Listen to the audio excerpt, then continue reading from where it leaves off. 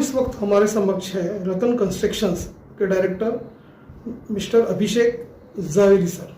Zaveri sir, हमारे channels में आपका स्वागत है। नमस्कार सभी सर, दर्शकों को। सर, हम आपसे ये जानना चाहेंगे कि जैसे अभी रियल एस्टेट में जो बूम चल रहा है जी, तो आप ये बताइए किस तरह का भी सीनियरो चल रहा है, क्या आपका एक आकलन इस बारे में बताइए आप। बहुत पॉजिटिव है मार्केट अभी, और ये कोविड के बाद से मार्केट रियल एस्टेट का बहुत अच्छा हुआ है।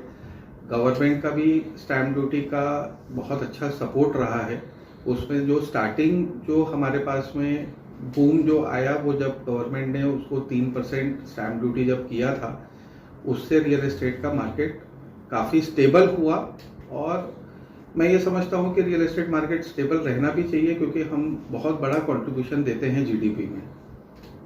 सर, ये भी देखा कि जब कोरोना जब पीक पे था, उसके बाद में लोगों को ऐसा लगा कि उनका खुद का एक नेचुरल हाउस चाहिए जी, तो उसमें देखा कि जो अफोर्डेबल सेगमेंट है जी, उससे काफी बायर्स का रुझान बढ़ा है। हाँ तो आप ये बताइए कि ये रुझान अभी भी कायम है कि क्या स्थिति है। हाँ, ये रुझान अभी भी बहुत अच्छे से कायम है। लोगों ने अपनी ज़रूरतों को समझा है। इससे पहले किराए के घर में रहते थे, जब कोविड के समय आया तो लोगों को बहुत तकलीफ हुई। उस समय पे कई घर मालिकों ने उनको ये भी कहा कि भाई आप ये समय पे निकल जाओ, अगर आप रेंट नहीं दे पा रहे हो। उनकी भी स्थिति बहुत खराब थी कि काम पे नहीं जा पा रहे थे और रेंट देना मुश्किल हो रहा था, घर चलाना मुश्किल हो रहा था।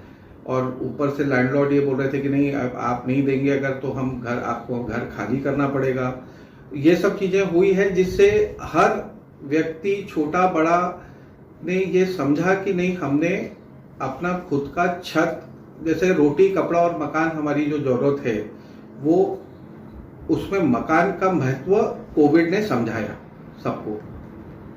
सर, ये भी देखा गया कि आमतौर पे अभी अपने जो नागपुर टोटली ग्लोबल हो गया, स्मार्ट सिटी बन गया जी, कई तरह के फास्ट डेवलपमेंट चल रहे जी। हैं। इसमें हाई राइज बिल्डिंग भी काफी आ रही है जी, सरकार ने भी यूडीपीसीआर जो बोलते हैं उसकी भी काफी सहूलियत दी हुई है, जी। और मेट्रो ने भी FSI बढ़ा है।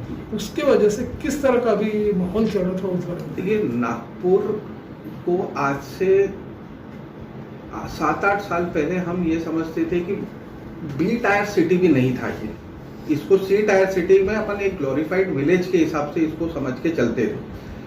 आज जो सरकार ने कदम उठाई है, उसमें इतने महत्वपूर्ण कदम उठाई है, जैसे कि रोड इंफ्रास्ट्रक्चर बहुत अच्छा कर दिया है, मेट्रो आने से बहुत फायदा हुआ है, UDCPR इतना सोच समझ के बनाया हुआ है, जिससे आज पहले 7 माले के ऊपर आदमी की सोच जाती नहीं थी। भाई 7 माले बोले तो बहुत हो गई, हद हो गई, आदमी राजा समझता था अपने आप को। आज 25 माले बनाने से भी नहीं डर रहा है। डेफिनेटली ये जो हुआ है वो UDCPR की वजह से हुआ है। उसमें जो पॉलिसीज लाई है वो बहुत बेनिफिशियल है, और इतना सब करने से आम जनता तक ये प्रोडक्ट हम कुछ रीजनेबल रेट में पहुंचा पा रहे हैं, क्योंकि हमको कंस्ट्रक्शन ज़्यादा करने मिल रहा है, हमको FSI ज़्यादा मिल रहा है।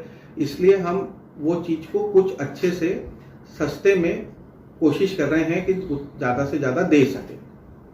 एक तरफ ये भी देखा गया कि एक सेगमेंट ऐसा है बायर्स का जो काफी आशंकित है। देखा गया है कि अपना स्टैम्प ड्यूटी जो काफी बढ़ गई है, और सेकंड थिंग अपना इसके अलावा ये जो PMY की भी सब्सिडी योजना स्लैश की है सरकार ने, और सेकंड थिंग होम लोन्स में भी काफी चेंजेस आया हुआ है। तो उसका इफेक्ट उनकी बाइंग कैपेसिटी पे किस तरह से हो रहा है, थोड़ा उस बारे में बताइए। नहीं, इससे इफेक्ट तो पक्का पड़ता है, क्योंकि एक बार आपको चाय शक्कर वाली पीने की आदत पड़ गई तो फिर फीकी चाय भाती नहीं है, ये वैसा वाला हिसाब है।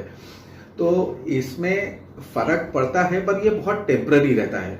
यानी ठीक है, थोड़े दिन आदमी सोचता है, पर फिर वो बोलता है कि अब ठीक है, अगर इसी सहारे से अपने को जीना है तो बढ़ो आगे। तो उससे फर्क उतना नहीं पड़ता। हाँ, बैंक EMI का फर्क जरूर पड़ रहा है। बैंक EMI बढ़ा रही है तो एग्जिस्टिंग यूजर और फ्यूचर प्रोस्पेक्टिव बायर दोनों को ये चीज़ का इम्पैक्ट समझ में आ रहा है। कहीं ना कहीं इस पे रोक आना चाहिए, बैंक लोन्स पे आना चाहिए, ये मैं समझता हूँ। PMAY ठीक है, वो एक समय के लिए वो चला था, बहुत अच्छा रिस्पॉन्स आया उसका भी, तो वो तो फायदेमंद चीज़ थी। जो ग्राहक ले सके उसका फायदा उन्होंने जरूर लिया, जो नहीं ले सके वो रह गए। बीच में जब अपना ये जो अभी जो आप लोगों का क्रेडिट के शिष्टमंडल भी गया था, सरकार से मिला, उनको आप लोगों ने निवेदन भी दिया, कई आप लोगों की डिमांड थी, चाहे स्टैम्प ड्यूटी के बारे में भी थी कि कम होना चाहिए ताकि बायर्स आए, और reverse rate, reverse repo rate, इसमें भी थोड़ा चेंजेस होना चाहिए। तो किस तरह की डिमांड थी आपकी उस बार? उस समय पे हम लोगों की मेजर डिमांड तो यही थी कि स्टैम्प ड्यूटी में जरूर थोड़ी सी कुछ सोच सरकार ने देनी चाहिए। रीज़न ये है कि मैं कई स्टेट्स के ऐसे एग्जांपल बता सकता हूँ जिनकी स्टैम्प ड्यूटी 3% और 4% है और वो अच्छा रेवेन्यू जनरेट कर रहे हैं। तो ऐसा कुछ नहीं है। और ये भी है कि जब सरकार ने 3% स्टैम्प ड्यूटी की थी तो हमारा डबल से ऊपर रेवेन्यू कलेक्शन आया था, पर अब उन्होंने उसको आधी ग्लास भरी हुई है या आधी ग्लास खाली है ये सोच के उन्होंने, हम बोल रहे थे कि भाई आपकी आधी ग्लास भरी हुई है और वो बोल रहे थे कि इसके वजह से हमारी आधी ग्लास खाली है। अगर यही हमारा फुल रहता तो हमको शायद इतना रेवेन्यू और आता। तो अब वो सोच की बात है, उसको मैं बदल नहीं सकता हूँ, पर बात यह है कि स्टैम्प ड्यूटी पे जरूर इन्होंने, सरकार ने सोचना चाहिए। जावेरी सर, चलते चलते हमारे दर्शकों को आप ये भी बताइए कि जो आपके लेआउट प्रोजेक्ट्स जो चल रहे हैं उसका क्या स्टेटस है, कब से स्टार्ट हो रहा है, उस बारे में बताइए। लेआउट का मेरा 2 दिन पहले ही महारेरा का रजिस्ट्रेशन आ गया है। मैं कायदे से और पद्धति से चलने वाला आदमी हूँ। मैंने उससे पहले कोई मार्केटिंग शुरू नहीं की है। अब मेरा रेरा रजिस्ट्रेशन क्योंकि 2 दिन पहले आ गया है तो अब हम फुल फोर्स में उसमें लग गए हैं और उम्मीद है हमारा पहले या दूसरे हफ्ते अप्रैल से उसकी मार्केटिंग शुरू हो जाएगी। मैं बिल्कुल लोगों से अपील करता हूं कि एक दो चीज़ों का ध्यान हमने बिल्कुल रखना चाहिए। जागरूक नागरिक होके हमने इस चीज़ का ध्यान रखना चाहिए। एक तो बिल्डर की रेपुटेशन हमने बिल्कुल चेक करनी चाहिए कि ये बिल्डर अच्छा है, नहीं है, काम चलाऊ है, क्या है, और दूसरे उसके लीगल डॉक्यूमेंट्स बराबर हैं कि नहीं है। लीगल डॉक्यूमेंट्स चेक करना हर कस्टमर का हक है और वो हक उसने कभी नहीं छोड़ना चाहिए। कोई चिकनी चुपड़ी बातों में नहीं आना चाहिए किसी के। उन्होंने बिल्कुल लीगल डॉक्यूमेंट्स की डिमांड करनी चाहिए। अगर उसका प्रोजेक्ट महारेरा में रजिस्टर्ड है तो वो महारेरा का नंबर लेना चाहिए। उन्होंने महारेरा की साइट पे जाके उसके डॉक्यूमेंट्स वेरीफाई करने चाहिए कि कहीं भी कोई भी तरीके की बदमाशी तो नहीं है उसमें।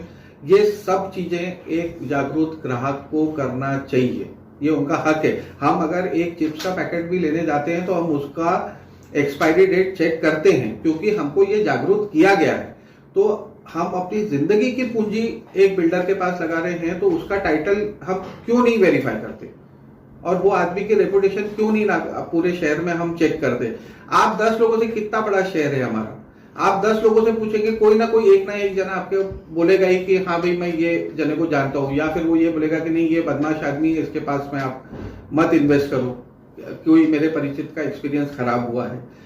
ये जागरूकता हमने लानी चाहिए कस्टमर के अंदर। और फिर मेरा यही बोलना है, मेरी यही अपील है पूरे नागपुर के दर्शकों से, आप बिल्डर की रेपुटेशन जरूर चेक करिए, आप उसके लीगल डॉक्यूमेंट्स जरूर चेक करिए, वो बहुत जरूरी है।